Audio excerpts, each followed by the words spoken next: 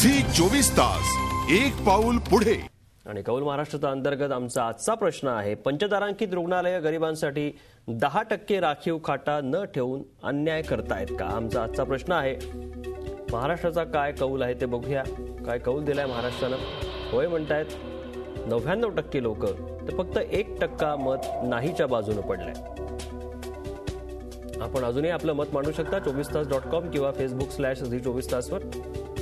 SMS करा तासपोल YQN आणि पाठवा 57575 वर। आपल्यासोबत शिवसेना नेते दीपक सावंत आहे, आपण त्यांच्याशी या संदर्भात बोलूया। दीपकजी, पंचतारांकित रुग्णालय गरिबांसाठी 10% राखीव खाटा न ठेवून अन्याय करतायत का? हा प्रश्न आम्ही आज विचारला होता महाराष्ट्राला। कौल देखील आपल्या समोर आहे, तुमचं देखील नेमकं काय म्हणणं? नाही, पंचतारांकित हॉस्पिटल जी आहेत ती गरिबांसाठी 10% म्हणजे एकंदर 20% जागा त्यांनी राखीव ठेवल्या पाहिजेत, कारण 10% हे दारिद्र्य रेषेखालच्या लोकांसाठी आणि 10% हे आर्थिक दुर्बल घटकांसाठी, पण तशा प्रकारे त्या ठेवत नाहीयेत। आणि हा न ठेवल्यामुळे आज लोकांना खूप प्रॉब्लेम होतोय। लोक आज गरीब माणूस हॉस्पिटलमध्ये, पंचतारांकित हॉस्पिटलमध्ये त्याला लागू असताना देखील त्यांना ट्रीटमेंट मिळत नाहीयेत, मोठी मोठी ऑपरेशन्स होत नाहीयेत।